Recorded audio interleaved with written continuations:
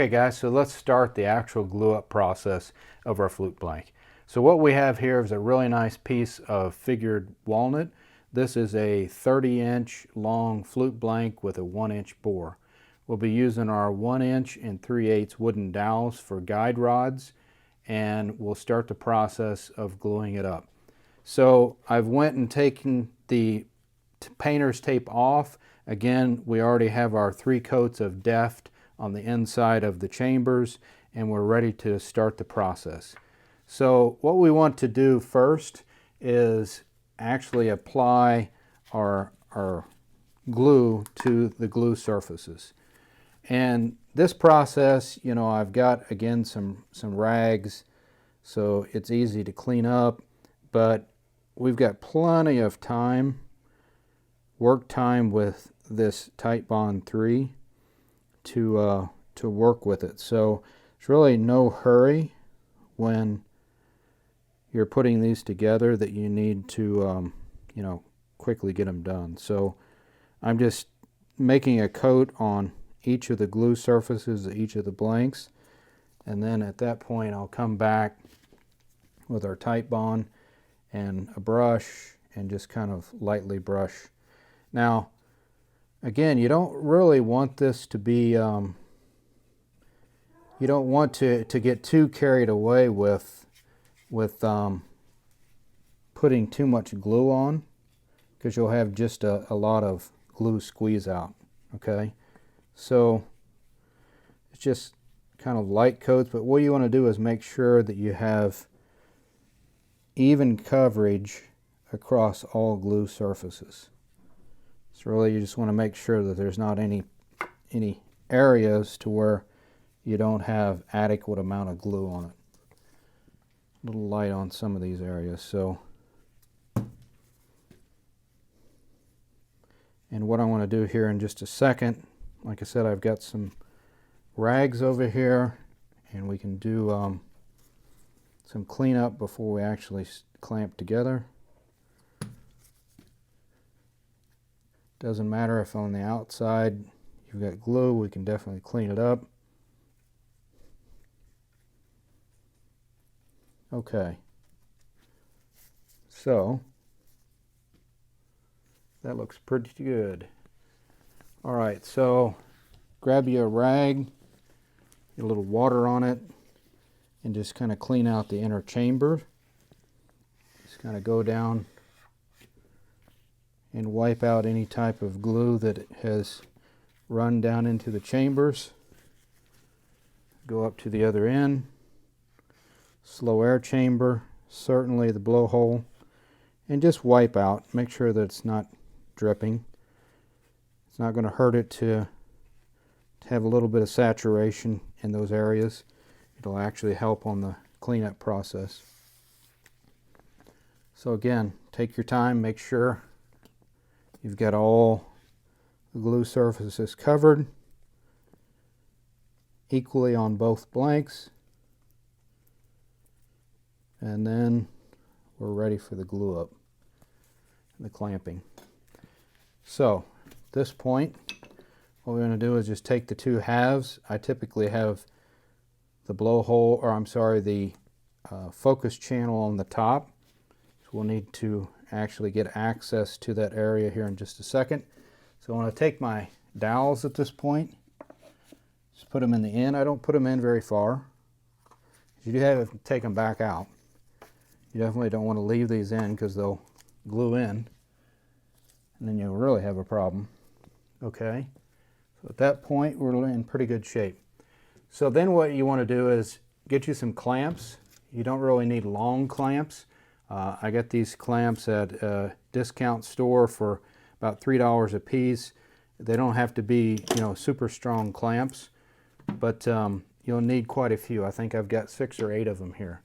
So what you want to do at this point is just start clamping every few inches, probably 4 inches apart if you can, if you have that many clamps. Be very, very careful on the clamp up at this stage. You do have a chamber here that can collapse, especially if you have something like cedar or some softer wood. and you clamp these down too tight, you are certainly going to potentially crack your chamber. Okay, so be very, very careful. I'm just putting them on the center of the blank itself, and just kind of going down in row and getting even pressure. Again, they're probably about 4 or 5 inches apart. I want to put one on the end just to kind of keep that alignment. You can certainly start at one end and the other. Now, here's something that's pretty common. This alignment peg that I have is actually, you probably can't see it, but it's actually creating a space. It's too big. So I'm just going to manually align this just by sight. I also see that our two ends are not in perfect alignment. So really you just got to kind of tweak this. You know, you may have to loosen things up and kind of make a move. You can see I need to slide this down to get the ends. I want to put this back in, slight for alignment. I've got the blowhole. It's looking good at this point. So I want to really tighten down the blowhole. Again, don't get it too tight, but make sure that it doesn't slide on you. Then I want to get this in. I'll tighten it down. I want to take this out now that I have the alignment so that I get really good clamping pressure. Again, I'm not going to the point to where this is cracking, but you can see it's really squeezing out quite well at this point and really sealing up. Okay. What's great about this tight bond is it gives you plenty of time to kind of see what is sealing up and where you may need to make some adjustments. So don't be afraid of, you know, releasing your clamps and you know, going through the process of making sure you have great squeeze out. You can see on this one, hopefully you guys can see we've got some really good squeeze out here, which means that we got that good tight seal, which will help with our pressure. Now I've left a gap here. I didn't clamp over the focus channel, okay? I left that section open because we are going to need to have visual access into that area to kind of swab and clean out the squeeze out. So you certainly could come right up to the edge, but I would recommend that you leave some of it open at least until you get the squeeze out, and then you can come back and maybe put a clamp in that area as well. Okay, so for now let's just do the leaving it open so that we have access. Okay, so we probably have got, you know, 6, 7 different clamps on this at this point. We've got really good even pressure. I've made sure that this end has great alignment, as well as the chamber side has great alignment. Everything looks good. You may even put your finger in and kind of feel if there's a ridge. We want to make sure that there's no ridges. If there are, loosen it up and regain that alignment, okay? It's really important that we have that alignment so that we don't have any type of that hissiness and that congestion sound in our flute. Okay, so we got great squeeze out. Now at this point we need to go in and kind of punch the bore and get this squeeze out of the inside. So again, we've got our little dowel device here that I've made, and we've got this rifle cleaning rod that we're going to use, and I've got, you know, probably 6, 7, 8 different wet rags that we're going to use. So the first thing that I want to do is actually put a wet rag, a swab if you want to call it that, through our dowel and just lightly twist it till it takes up the space in the chamber, and it should be somewhat tight to fit in.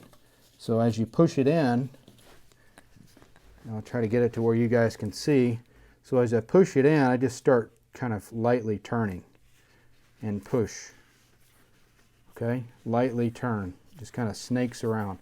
What I'm going to do is push that all the way to the end till I can feel at the end that I've established my swab. And what it's doing is it's actually at the end, the swab is going in and really just kind of butting up against that back wall, and it's kind of cleaning off that chamber area. Okay, so I'm just turning this back and forth, and I want to pull it out. I'll pull it slow, and as you come out, it's actually, the more that I turn it, you can see that it's really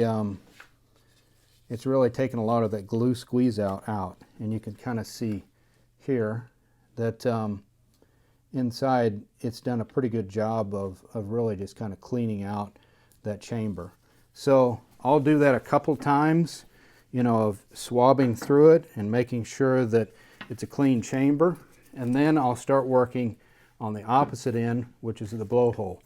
And the blowhole takes a much smaller swab, so what I'll use in that is, again, a strip the same fashion that we used with the big chamber, except I'll have the brush end or maybe a piece of all thread, and it'll actually catch that swab as I start turning it.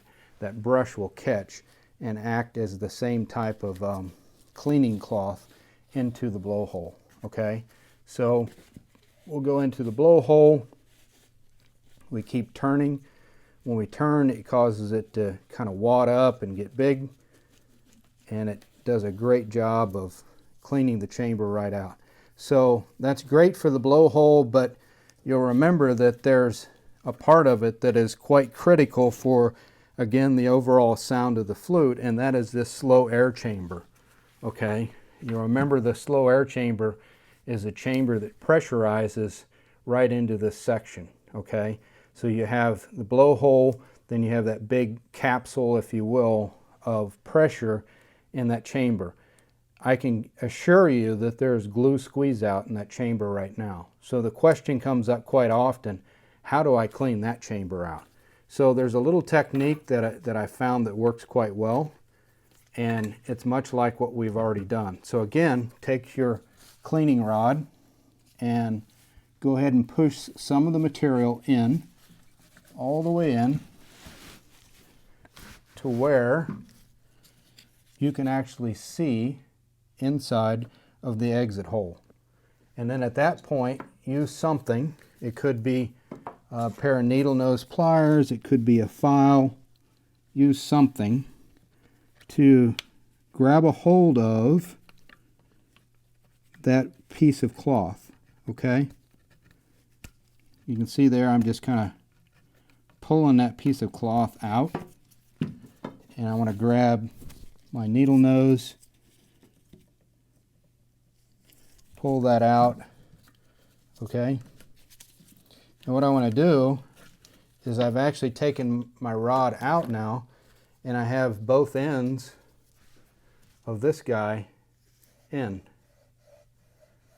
and I can really just sit there and sort of swab back and forth and clean out that entire chamber.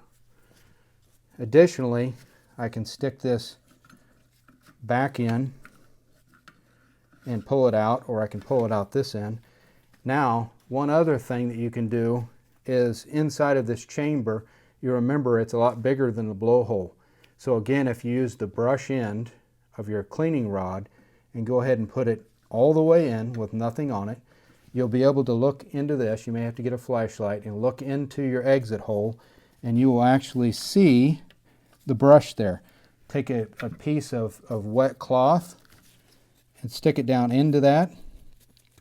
Just push it into it, okay, like that. Then push your cleaning rod all the way to the back, start turning, and the brush will catch it. Okay, see how it caught it? Now twist, twist, twist, and it creates just a big gauze swab, if you will. It just fills up that chamber, and I can pull back and forth and clean it out, okay? So that's how you go about the process of cleaning out the slow air chamber, the blowhole, and the overall chamber itself. So at this point, you know, I can take a flashlight, I can look through the chambers, okay? I want to inspect both this end all the way in through a flashlight. I'm going to look into the focus channel. I'm going to look into the cutting edge and make sure that there's no glue, you know, dripping or anything on the focus channel, and of course the cutting edge. I'm going to look into the blowhole and make sure that it's clean as well.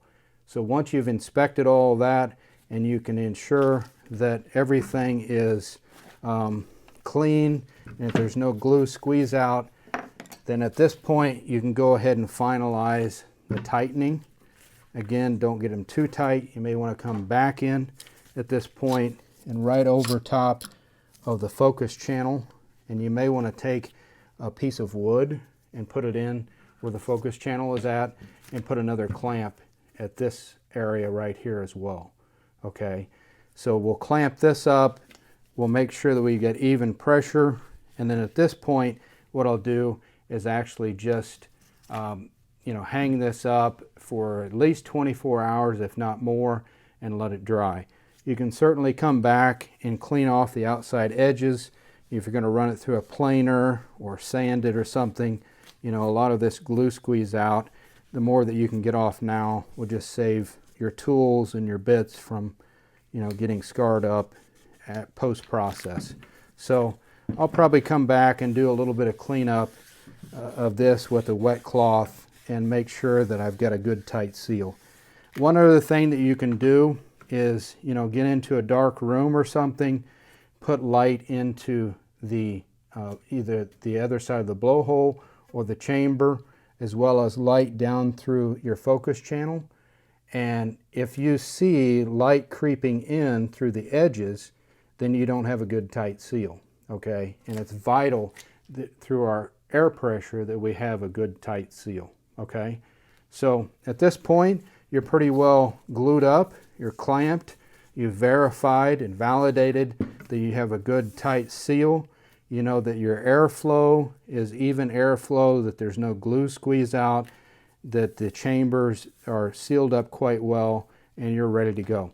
So, you know, prop it up, hang it up, however you want to do it, and make sure you give yourself a good 24 to 48 hours to let it dry before the next stage. So that's about it for today, and we thank you guys for watching this episode of the Glue Up, and we're looking forward to seeing you the next time.